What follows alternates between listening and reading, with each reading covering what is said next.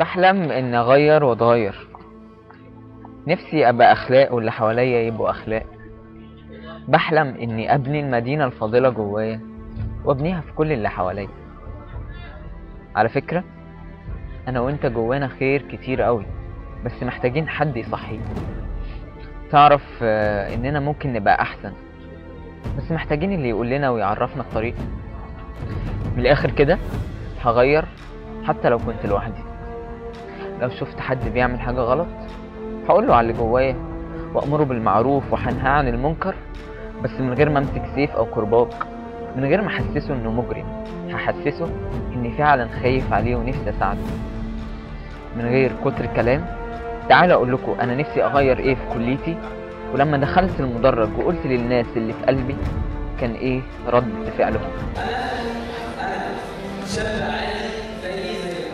حضرت المحاضرات كلها، كان يوم مرهق جدا. روحت البيت لقيت مفيش اكل. خساره مش مشكله. دخلت اوضتي، طفيت النور، غمضت عينيا، مسحت كل الشخابيط. ساعتها حسيت براحه وهدوء وسكوت. تقريبا ساعتها ما كنتش سامع صوت. انا دلوقتي بحلم. ايه ده؟ انا فين؟ تقريبا كده في كليه هندسه. افتكرت دي كليتي اصلا. تعرفوا مهما قالوا عنها بحبها، مهما شفت منها بحبها، مهما عملت فيا برضه بحبها. المهم طلعت الكارنيه، دخلت من البوابه وانا مبتسم. سلام يا فلان، اهلا يا علاء.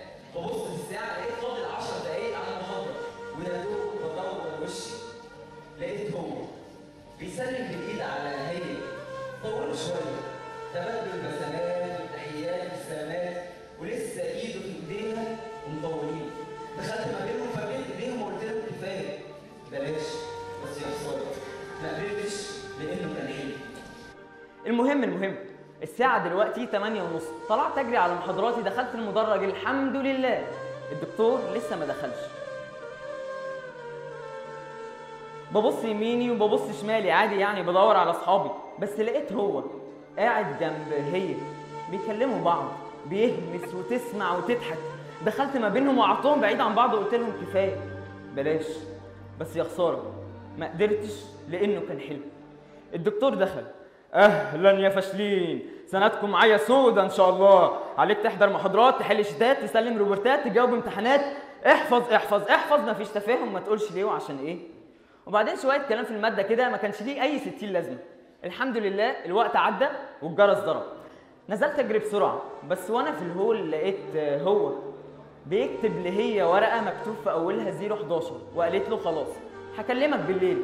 دخلت ما بينهم، اخدت الورقه وقلت لهم كفايه، بلاش، بس يا خساره ما قدرتش لانه كان حلو. قلت اتمشى واخد جوله، وكمان شويه قابل صاحبي. الهاند فري في ودني، ايدي في جيبي، ورجلي هي اللي بتوديني. ودتني ورا مبنى الاداره، ودتني عند الملاعب، ودتني جنب مبنى انتاج، ودتني ناحيه المعبد، ويا ريتها ما ودتني. لقيت هو وهي كتير قاعدين منعزلين، بيشكلها وتشكيله، بيعاتبها وتعاتبه، مره بتضحك ومره بتبكي.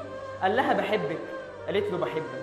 قسمت نفسي ل10 20 30، دخلت ما بينهم كلهم وقلت لهم ارجوكم كفايه، بلاش، بس يا خساره ما قدرتش لانه كان حلو. وانا بحلم ونايم في الاوضه لقيت اختي دخلت عليا، راح قلقت منامي، فتحت عينيا نص فتحه، فحست انها قلقت منامي، فانسحبت خارج الاوضه وطفت النور. وساعتها هيأت الصوره في مخيلتي من جديد، وابتديت الحلم تاني.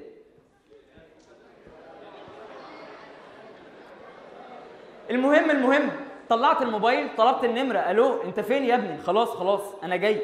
رحت لصاحبي، فهمني ولقى ملامحي متغيره. قال لي مالك؟ فحكيت له عن كل هو وكل هي. سالني بصراحه، انتوا ليه لحد دلوقتي مش راضيين تبقى زيي او تبقى زي هو مع هي؟ رديت عليه بابتسامه وقلت له انا عارف انه احساس صعب، عارف ان من غير حب نموت، عارف ان الحب حق، عارف ان قلبي عاوز يدق، عارف انها جميله واخلاق، بس هستحمل، بس هصبر، لاني مؤمن وما عند الله خير وأبقى. ربنا هيجيبها لي وساعتها هحب بجد، قلبي هيدق بجد، هتبقى جميلة بجد وهتبقى أخلاق بجد، لأن هو اللي وعدني وقال لي ما تخافش، دي هتبقى خير وأبقى. حسيتها أختي، اعتبرتها زي أختي، أصل الصراحة مرضهاش لأختي، مش عاوز أقرب لها، عاوزها تفضل ملكة، مش عاوزها تتوج قبل ميعادها. قاطعني صاحبي مسرعا وسائلا: طب لو أنت معجب بواحدة هتعمل إيه؟ قلت له لو ظروفي تسمح هروح بيتها واطلبها واتقدم لها، ولو ما تسمحش ومفيش شقة ولا شغل ولا مرتب زي كل اللي قاعدين، هعمل حاجتين: هشتغل للنهار، مش هنام، هنحت في الصخرة، هتعب، هكافح، ومع كل ده في كل سجدة هدعي إنها تكون ليا، هدعي بالاسم ومش هتكسف من ربنا، وهقول له أنا عاوزها هي. فتبسم صاحبي ابتسامة قناعة وقال لي: طب يلا أنا عازمك على اندومي. المهم لقيت أخويا المزعج دخل الأوضة قلق لي منامي، فحس برضو اللي أنا يعني صحيت من النوم وفتحت عينيا نص فتحة، فطفى النور وهبتدي أكمل حلم تاني. بس قبل ما أخش في الحلم ممكن أقول لكم حاجة على فكرة: الحب مش عيب ولا حرام. عارفين أول قصة حب في التاريخ إيه؟ تخيلوا معايا، الجنة فيها شجر، أنهار، ورود، زهر، كل اللي بتحلم بيه وكل اللي بتتمناه، كان عايش فيها سيدنا آدم لوحده، ورغم النعيم ده كله استوحش وحس إن في حاجة ناقصة. وفي مرة نام عليه السلام وصحى، بس المرة دي لقى جنبه مخلوق، فسأله: من أنت؟ فأجابت حواء. وما أنت؟ فأجابت امرأة. ولما خلقت؟ قالت: لتسكن إلي. ملحوظة: لا يسكن الإنسان إلى إنسان حتى يحبه. ومن هنا كانت أول قصة حب في التاريخ. أرجع أكمل لكم حلمي.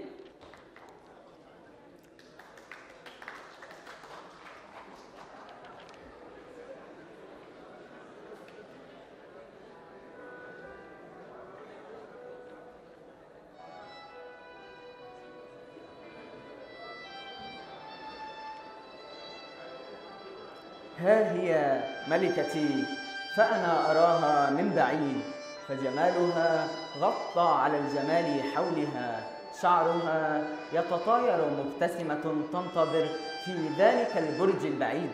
راكب أنا جوادي، أجري وأجري وأجري شوقا إليها، وعندها وبكل جنون أحضرت ذلك الكرسي ووقفت عليه، فمدت بحذر وفرح أطراف أصابعها إلى أن وقفت على حافة نافذة، فردت ذراعيها، أغمضت عينيها، دفعت دفعة برجليها.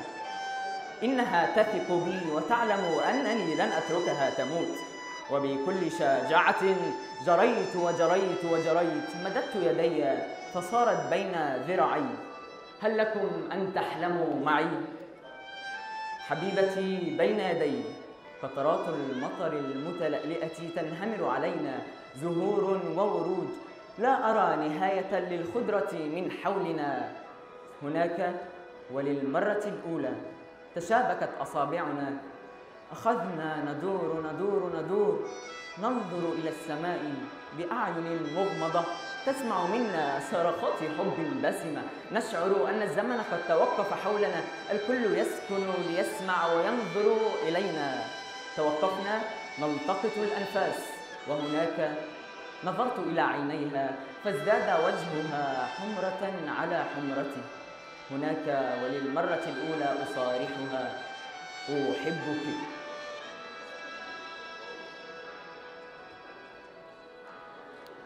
طلعت تفاحة، اديتها نص وأخدت نص، اديتني وردة فاديتها وردة. استنوا في حتة في الحلم أنا نسيت أقول لكم عليها. أنا اتجوزت عقبال عندكم، وفجأة باغتها وحملتها وأجلستها على جوادي، وانطلق الفارس ومعه الملكة. شكرا.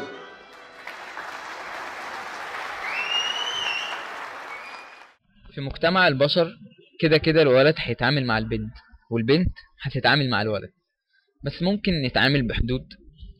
ممكن ما تسلمش عليها بالإيد، ممكن ما تقعدش جنبها قوي كده، يعني خاف عليها زي اختك. ممكن تغض بصرك وما تركزش في عينيها، ممكن وشك يحمر ويكون الحياء جزء من شخصيتك. الكلام ليك انت كمان على فكرة. ده النبي صلى الله عليه وسلم كان حييا ووجهه يحمر خجلا. ممكن ما تكلمهاش في التليفون بالليل ولا حتى الصبح. ممكن تقول لها يا باشمهندسة فلانة أو يا باشمهندس علان وما تشيلوش التكليف. افتكري آية فجاءته إحداهما تمشي على استحياء. افتكر كل المؤمنين يغضوا من أبصارهم. افتكري كل المؤمنات يغضضن من أبصارهن. افتكروا وما عند الله خير وأبقى. افتكروا الحياء من الإيمان. افتكروا من ترك شيئا لله أبدله الله خيرا منه. وانت واقف معاها افتكر موقف النبي صلى الله عليه وسلم لما كان واقف مع زوجته صفية، ولما مر عليه 2 من الأنصار رجع لهم وقال لهم دي صفية زوجتي، هي بقى تبقى زوجتك. لو الموضوع وصل للحب خاف عليها زي أختك، وإما تروح تربطها ولو حتى كلام وتدخل من الباب، أو تصبر وتستحمل وتبعد وتدعي في كل سجدة إنها تكون ليك، ولو ربنا كاتبها لك هيجيبها لك لحد عندك. اتغير وكن فارسة وكوني ملكة. أنا هغير.